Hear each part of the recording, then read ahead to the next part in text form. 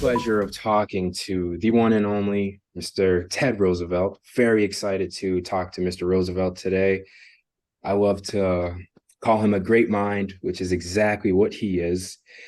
My first question for you, Mr. Roosevelt, is a question that I love Well, to first of all, if you call me Mr. Roosevelt, I'm going to hit the leave button. ask. Mr. Roosevelt died a century ago.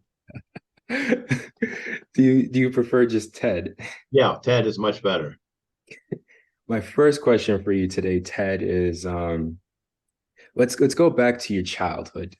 At what point did you know that you wanted to be successful?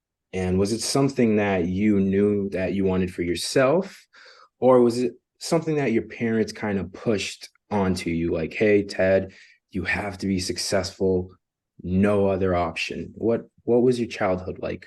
Well, I guess that my childhood was quite different than for somebody that lives in New York City today. I grew up on a farm in Pennsylvania, and I was exposed to the outdoors, and I played in some of the local ponds, creeks, and woods and pastures. And so really had a great opportunity to see nature. Was, as a child, enormously interested in nature, which ultimately came back and influenced what I'm doing today. But I didn't realize at the time it was just something I enjoyed so thoroughly. And as a 4-year-old, I don't think I thought a lot about success or what it might have meant. But nature was, become a part of my personality. And at what point did you realize throughout your journey that, okay, I want to get into finance, or was that something that kind of was thrown at you, or Now, like, finance was quite far away from what I thought I wanted to do. And my father was in finance, but I wasn't particularly interested in it. But I uh, uh, had sort of a great interest in international affairs, and while I was in high school, thought that I would like to go into the Foreign Service for the United States. And while I was in college, I took the written exam, passed it, and then when I came back from a tour in Vietnam, went down and took the oral exam, and with great luck managed to pass it. So within due course, after I got out of the Navy, I started essentially a boot camp and the State Department, and had a wonderful time, working with people roughly my age from a wide variety of backgrounds coming into the State Department. And my first assignment was in an obscure town for most Americans, a town called Ouagadougou, which was the capital then of Upper Volta. Today, the country is called Burkina Faso. And so it was an amazing assignment because at that time, the country was very similar to the way it had been for the past 200 years. And my principal means of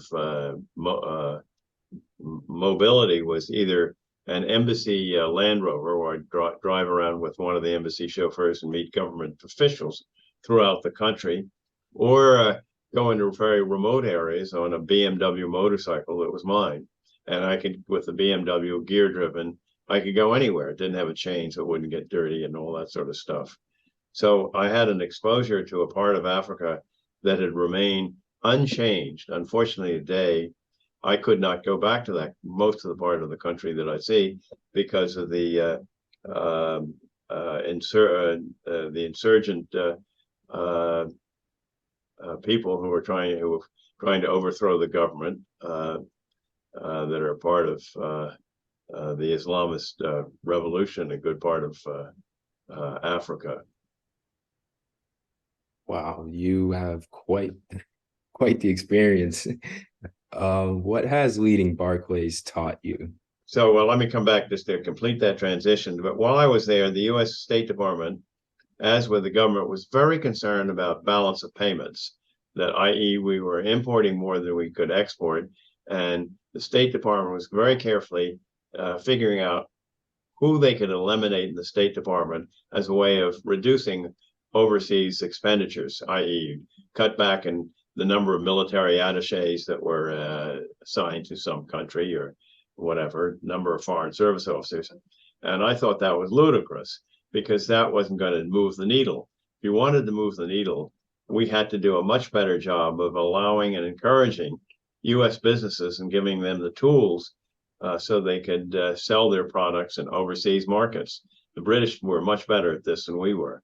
So I made a decision that what I would do is take a special 2-year leave of absence from the State Department and go to Harvard Business School, which miraculously I was accepted, went there. And while I was there, took a summer job working with an investment bank. And then the light went off in my head, which said that I wasn't entirely sure I was cut out to be a bureaucrat, even though I love the State Department. I love the romance of doing the things that I did, but thought that being an investment banker would be more attractive. So when I graduated, I joined Lehman Brothers, which was a wonderful place up until the time we shot ourselves in the foot and the firm unfortunately declared bankruptcy. But as an aside, the way the bankruptcy was imposed on us was so poorly thought out. It resulted in an incredible destruction of wealth that was unnecessary. Both the Secretary of Treasury and the Federal Reserve chairman said we didn't have a net worth. Well, that wasn't true. We did. It was very small, but we did. So they could have done some things to help us. But the most logical thing to do would be to announce to the world that we were going to slowly be liquidated and people could come and buy us if they wanted to. But it didn't have to be done overnight. They told us on a Friday that the following Monday, before the markets opened, we had to declare bankruptcy.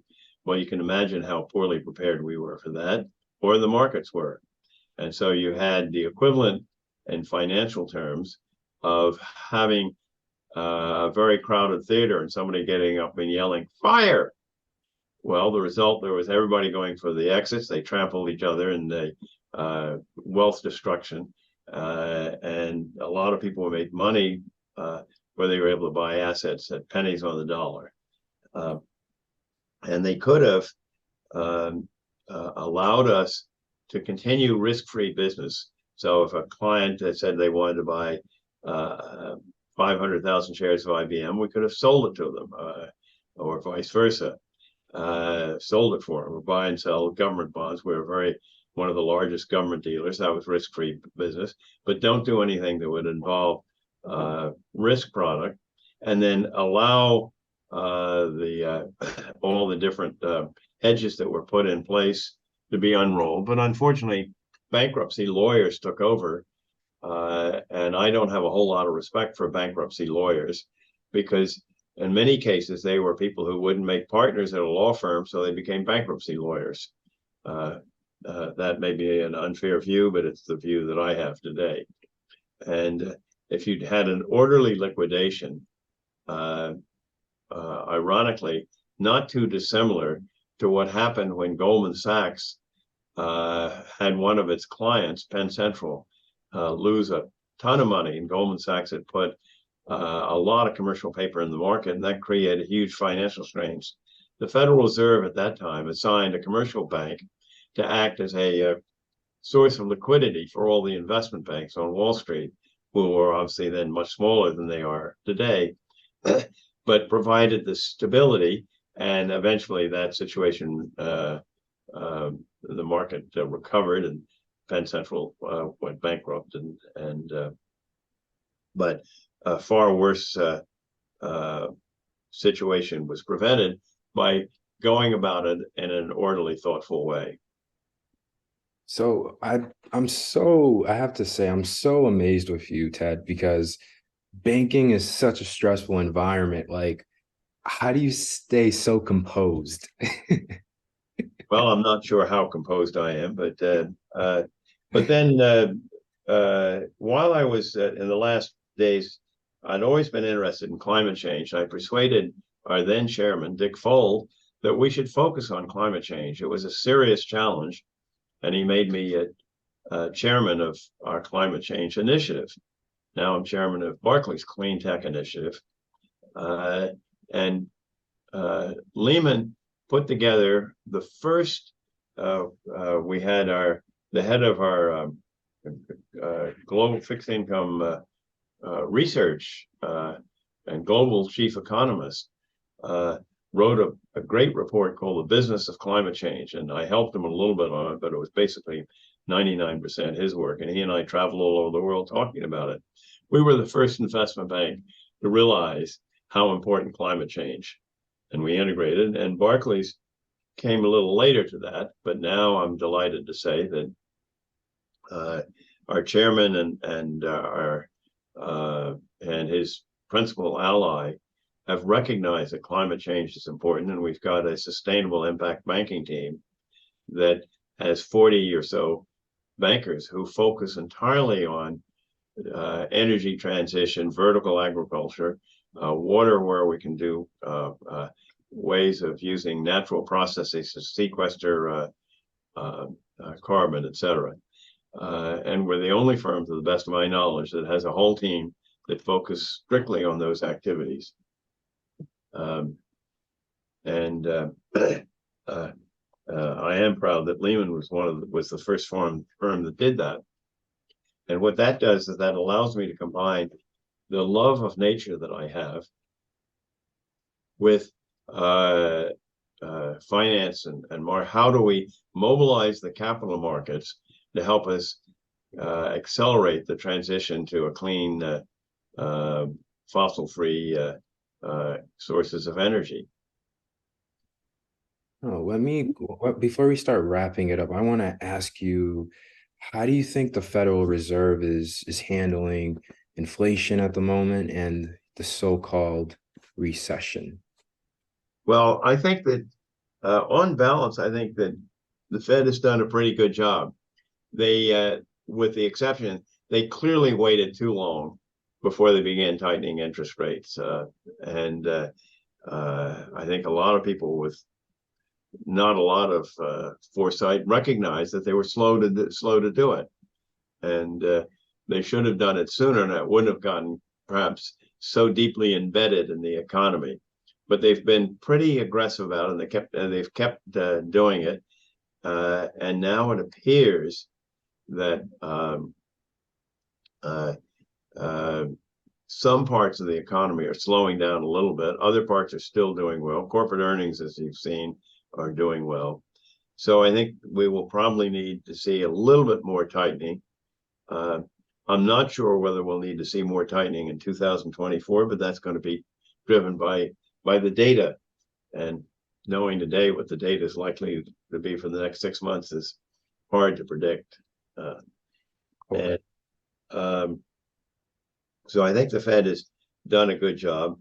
But one of the biggest problems that we face is that we need to get, as we're seeing, I think the Inflation Reduction Act begin to become more and more effective, a lot of subsidies, and you're seeing companies want to take advantage of bringing back chip manufacturing into the United States, where we still have the very best designers and engineers, but we need the people that are going to slice and dice the chips. And there's a question in my mind, where will those workers come from? Because the employment rate is relatively low, and we're going to have to do a much better job of training people to come into this. And I think that these will be good jobs. And if we start creating jobs of this sort, which I think we can do, but it's going to take an effort on all our part, I hope that that will begin to address the intense, I'll call it cultural issues that are tearing this country apart, because more and more people in rural America and who are not part of the elite find themselves with good jobs. They will not be quite as filled with anger and venom against the elites, because the elites, frankly, and I put myself in that category, we failed in our leadership. We have not provided the leadership that the country needed to get through some of the things, particularly dealing with China as a member of the WTO. And China doesn't adhere to the rules of the road. So we need to work with China, but with the rest of the world, to ensure that we all do that properly. And administrations of both parties have not done a good job um, working with the WTO, not appointing good people to it, so that we had a global consensus on how we were going to, what the rules of engagement were, and ensuring that everybody, all countries, followed them. There's a very good book written by a counsel in foreign relations professional called Failure to Adjust. And he recounts how we missed a number of opportunities because as a nation, we were too proud, too arrogant, and filled with hubris, and didn't bother to recognize the folly of many of the policies that we were following. Does bringing back chip making, does that affect our relationship with Taiwan, or like how would we even go about that without Well, affect? Taiwan, as you've seen, wants to put a big plant at Taiwan Semiconductor. TSM wants to put a big semiconductor plant in this country. So there's no reason that we can't cooperate with Taiwan, and I think that would be a very good thing. Now, having said that, I've been somewhat critical of China. We need to do a better job of making sure we understand common interest where they overlap, and work with them. But we cannot. The failure of the Trump policy was he thought he could do that on a unilateral basis. That just simply doesn't work with China. You have to have most of the nation, most of our allies, work together and come up with a common policy that works for us and our allies and for China. But just slapping tariffs on a random fashion on Chinese exports in the United States, what have you done but increase the cost of living for Americans that depend on some of those imports? Of course. So I'm still on my financial journey. What financial books could you recommend me and the audience today? Well, that's one of the books that I would recommend, Failure to Adjust. And then I would read, there are a number of books that I think are worth reading, which talk about what happened in our own country. And I'd read, for example, about the opioid crisis, how that happened, and some of the politicians who dismembered the Federal Drug Administration, who wanted to be much tougher on when they passed legislation to make that harder for the FDA to do. And a person who helped put the FDA in place said, no man has the right to poison the nation for his own personal profit. And I'll let you figure out who said that.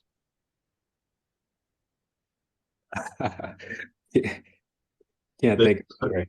this was somebody who was pushing the Congress to create an FDA after he read Upton Sinclair's book, The Pit. Oh my God. Well, I'll leave that as a question for you to wrestle with. Yeah, I'll definitely get back to you on that then, because it's definitely something I'll need more research for. I feel like, because I'm just starting out with learning politics, learning all that stuff, but, or you could just tell me. Well, I could do it, but it's good for you to do the research. Okay. So I guess one of the things that I sort of messages that I'd like to leave, because you're sort of, I think, Lena, is that my generation did not do a good job in working with people and getting them to understand that we can address the existential threat of climate change without destroying the economy.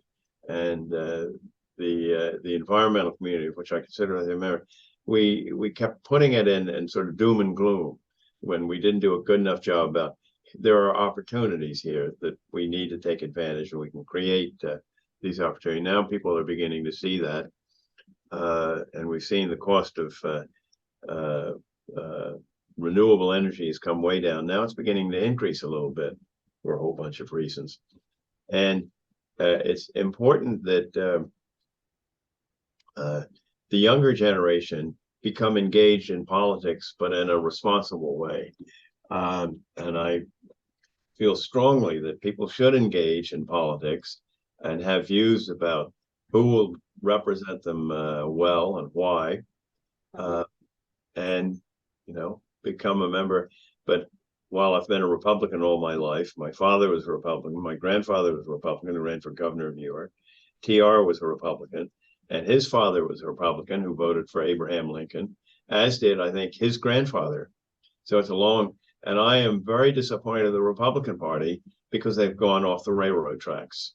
They don't believe in civil rights, which is an integral part of what the Republican Party stood for. Not one Republican leader really stands in a major way of being a strongly supportive of good, thoughtful climate change policies. If they are, who are they? I don't see them, and that's discouraging. Uh, they are sort of fiscally conservative, but don't really seem to know very much about the economy or economics. And so I don't want to be driven out by the people with whom I disagree so much. And I do have the opportunity to work with many Republicans on some issues where they can be very helpful. Well, it sounds like you would make a great president, Ted. I don't think so. I mean, But is battling climate change like the most proud achievement of your career, would you say, or does something else stand out to you?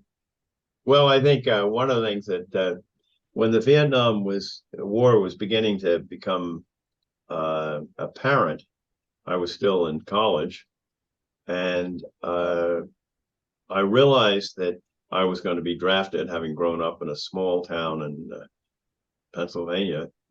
If that being the case, I wanted to have some decision over what I did if I were drafted. And so I decided, without a whole lot of knowledge, that I wanted to be in the Navy.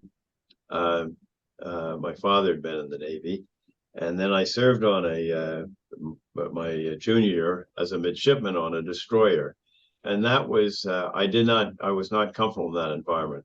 The officers generally were politically very conservative, and they were talking about with great enthusiasm at one time in the wardroom, which is where the officers had their meals, about how Barry Goldwater and how he was going to become president of the United States. He was clearly going to have the Republican nomination. I listened to this conversation. Finally, I said, "Well, gentlemen, I'm not sure I agree with you. He just does not stand a chance against Lyndon Johnson. It's not going to take place." And I could hear little sotto voce communist Pinko from Harvard. Uh, and then the executive officer cleared his throat and said, "Officers and gentlemen," with emphasis on gentlemen, "don't discuss women, religion, or politics in the wardroom," after they'd been spending an hour talking it. So he said, "This is not an environment for me." And I found, with great luck, something called, I could go to a 6 months training program called BUDS, Basic Underwater Demolition School. And it was hard to get through that. It was a basic training course for SEALs. And it was physically challenging, and I actually did fairly well doing it, partly because I rode at Harvard, so I had upper body strength. My legs were immensely strong. I wasn't a very good swimmer, but when you put fins on, I became one of the best in the class. My legs were so strong, I just used it, and the fins would drive me through the water. On a 7-mile swim, I and another officer who subsequently went on to become a rear admiral, lower half, we finished the 7-mile first as a team first. Well, you kind of, I feel like you answered my last question of the day, which was what wisdom and knowledge would you like to leave to future generations? Yeah, I hope I did, which was to, get engaged, get involved. And as a citizen, we have responsibilities. And if you don't engage, how do you discharge your responsibilities? Well, Ted, thank you for your time today. We appreciate you coming on the show. Thank you so much. Okay, good. Well, I was somewhat long-winded, but good. Well, good luck, and call me when you've identified the person who said, "No man may poison a nation for his personal profit."